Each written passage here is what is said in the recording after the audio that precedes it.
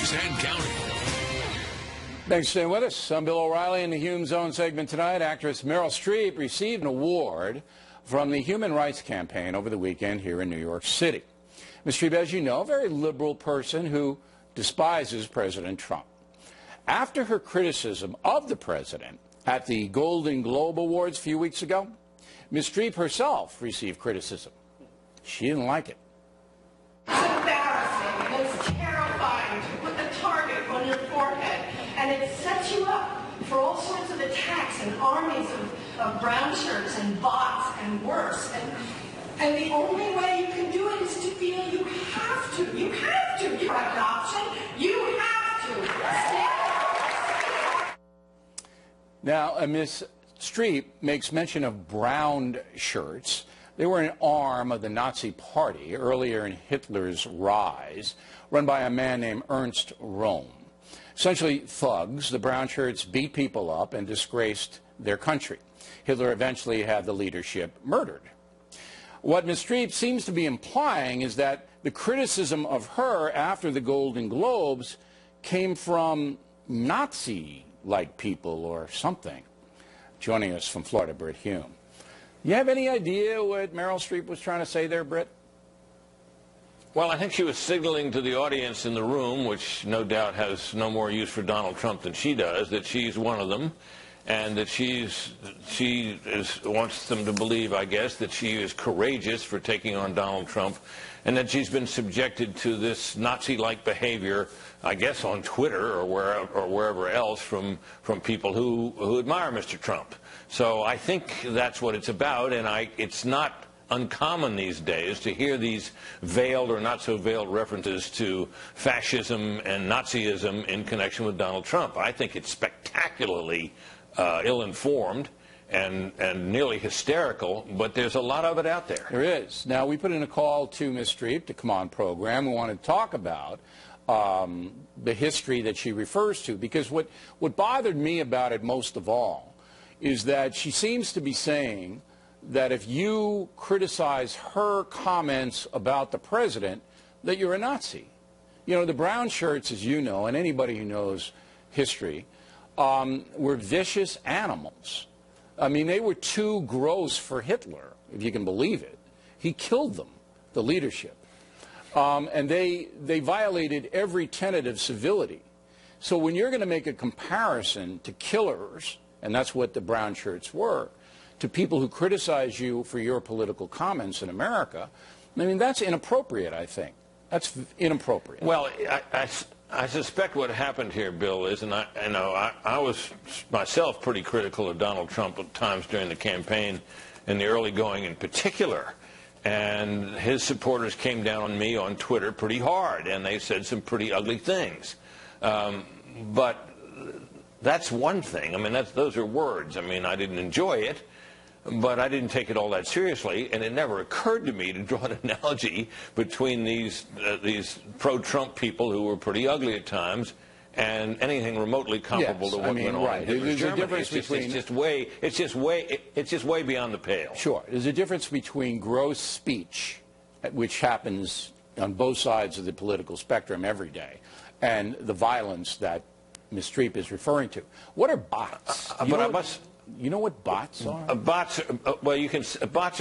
are short for robots, and you can set up, for example, on Twitter, you can set up basically a bot account, the effect of which will allow you remotely or without your being present to repeatedly post a tweet over and over and over again so people will see it.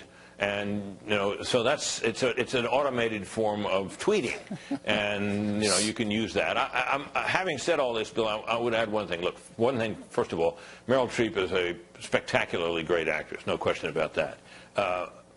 And some of what she is saying is not too far off from some of the things that are being said, even by some of Mr. Trump's conservative critics. You hear autocrat, you hear something close to the word fascist being used. So, if you think the way she does and are inclined to think the way she does, you don't have to look far these days to find people. No, but there's a little bit of a ammunition difference for that. because those comments are leveled. They're leveled at the president. She categorized the people who criticized her. And I'm sure she did get some gross stuff, as you did. as Nazis. And that's wrong. All right, Brit everyone, there he is. Water's on deck. The global warming edition. Factors coming right back as we continue all throughout the USA and all over the world.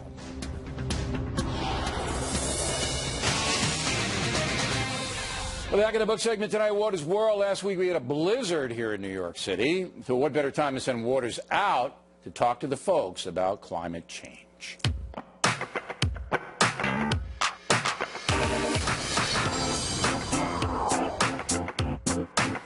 Where are you from? I'm from Russia. What's up, comrade? Good. Perfect. I say no. You know what this is? Global warming. How big of an issue for you is global warming?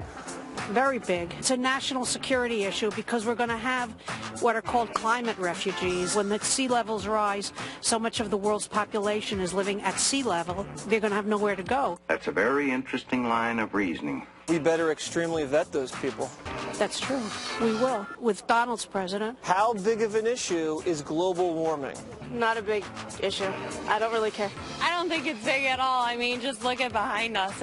It's freezing, it's snowy, it's cold. I can't put my arms down! It's a big issue. How many degrees has the Earth's temperature risen in the last couple of years, do you think? I'm not a meteorologist. I can see that. What do you think we should do about global warming? Whatever we can do, we should do. Did I not tell you just to do it? Now I'm telling you, gotta do it. I don't think you can do really anything. What do you think is going to happen if we do nothing about global warming? Well, the sea levels rise. You know, we'll be underwater. So we can go swimming together? You know, that sounds nice. Oh, boy. You guys just grab your suits and I'll meet you down at the pool.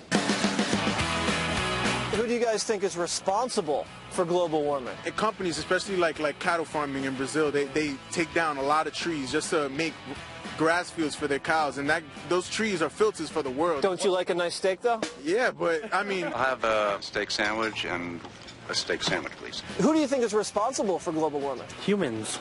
And cow farts. People that drive trucks. You're blaming truck drivers? Come here, boy. I want to give you a big sloppy kiss. All the carbon monoxide that's going on in the world, whoever is in charge of all that, probably them. Or it's just the natural course that our world is taking and we can't do anything about it. Nerd alert! What do you think you could do to fight climate change? We all have to use our vote and get rid of this guy, Donald Trump. Oh! Do you do anything to fight against global warming? Well, I don't use a lot of water in my home. I always turn off the sinks and showers when they're running when they're not supposed to be. I do recycle. Carpool. If all this is global warming, I'd hate to see global cooling. Jesse, honestly, educate your viewers, really. Come on, man, you're better than that. What do you think about my hat? I like it. Very tropical. I got a cockatoo here. I like cockatoos. I think it's ridiculous. It's amazing. I like your hat. Can I touch your pom-pom? Absolutely. It's the fur as well. It's Fox? Yeah. Oh, I'm from Fox. There was a movie called like Waterworld where the Arctic ice caps like melted. We had to fight for the little land we have left. So you think we're all going to live in Waterworld? Basically. I think you're already living in it. Did you say something? I'm Waters, and this is my world. Ooh, I like that. I like that. Oh, my God. So here's Waters, and I know I'm going to get a lot of mail on. Where can people get a hat like that if they want one? And I'm sure almost everyone does. You can buy that at Chubbies.com. What's Chubbies? Chubbies is a website that sells really short shorts and crazy hats. How would you know about Chubbies? Because... How? I've seen it on the internet. You know what the internet is, right? No, I don't know what bots are. I mean, but were you looking for really short shorts? Is that what you were combing for? And they threw in a free hat with it. Is that right? Is that what you were looking for? I got a free hat with the short shorts. Yeah, is that a prerequisite for your new program on the weekends? Yeah, we do things differently on the weekends. Yeah, I'll say. Okay, so you went to a website. Yes. And you got the ugliest hat you could I thought we were going to talk about global warming. No, this is far more important. Stick on the hat. That's far far more important than global warming, because that's man-made right there. Yes. Up on your hat. God had nothing to do with that. The girl from Russia goes, what is that, squirrel fur? She was embarrassed. You know that, right? For me? Yeah, no. She comes to America to try to see what democracy is, and you're standing there with that hat. That'll drive her right back to Moscow. She's on a plane right now. All right, Waters. Very good, I guess. Factor tip of the day, another good deed you guys have accomplished. The tip, moments away. More good deeds done by our viewers in a moment. First, a quick note. If you don't have a Valentine's Day gift yet, crisis time will save you. Go to BillO'Reilly.com right now. Get a premium membership gift. And then you give it to the object of your affection. Presto, good tidings. Now the mail. Janet Casangway, Rancho Santa Fe, California. Bill, the appeals court stated that the travel ban appeared to violate due process rights of lawful permanent American residents. Your example of someone boarding a flight in Libya with a fake passport is disingenuous. False, Janet. I gave that example to explain why the Trump administration selected the 7 countries for the travel scrutiny, not to explain the court ruling. There was no linkage. In the countries on the list, there is no effective vetting of any travel. Tracy O'Brien, Dunedin, New Zealand. Why are countries like Saudi Arabia and Pakistan not on the list? Because they have functioning governments and passport controls, Tracy. John Norton, Brazoria, Texas. O'Reilly, you said the Trump administration should have explained the policy better. The law as written does not require that, but the court of public opinion does, John. Richard Lane, New Orleans, Louisiana. Bill, you just placed spin on the Wounded Warriors situation. The charity fired its 2 top executives in the scandal. We reported accurately, Richard. The Better Business Bureau investigated Wounded Warriors and now give the charity a good report saying the so-called scandal really didn't amount to much. No spin, just the facts. Bob Powell, Armenia, New York. Bill, after hearing your reporting, I am supporting Wounded Warriors again. Well, good job. That's fair. Simon Forbes, Sydney, Australia. Hi, Bill. First-time viewer. Thought your interview with President Trump was first class, the way the news media should be. Well, I appreciate that, Simon. The entire interview, unedited, posted on BillO'Reilly.com. For our segments, we had to edit, and for the Super Bowl interview the day of the game, we had to edit it down. But now you can see the whole thing with the president, start to finish, the way it went. Phil Steinhoff, Parker County, Texas. The biggest threat to our country isn't Islamic terrorism. It's the young people Waters interviews. The view of reality could turn into anarchy. Many young Americans are dopes, Phil. I was. Big dope. After a while, a significant number wise up as they get older. Margaret Glasser, Louisville, Kentucky. Mr. O'Reilly, I was sad that you and Mr. Waters made fun of some of the students. I'm in high school and closely follow current events. I've even read 2 of your books. And someday you will lead your generation to sanity, Margaret. Keep it up. Gary Patterson, Salem, Oregon. O'Reilly, thanks for killing the rising sun. My father died in a Japanese POW camp. So much for the Geneva Convention. I appreciate your honest, no-holds-barred writing of history. Well, I'm sorry about your dad, Gary. Lots of great men lost their lives in the Pacific Theater, and that's why I wrote Killing the Rising Sun. And a quick happy birthday to Cecil Windsor, 103 years old in Tennessee. I can't do all the birthdays, but way to go, Cecil. And finally tonight, the factor tip of the day. I received a letter from John Regal, who lives in Peru, Indiana. I want to thank everyone from the bottom of my heart for my track chair.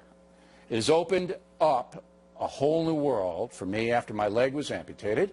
It rides wonderfully and is quiet in the woods. The Lord has truly blessed me with this chair. Now, John is one of the thousands of severely wounded vets whose lives have been changed by donations to independencefund.org. You guys have given almost $30 million over the years, bringing relief to the brave men and women who have sacrificed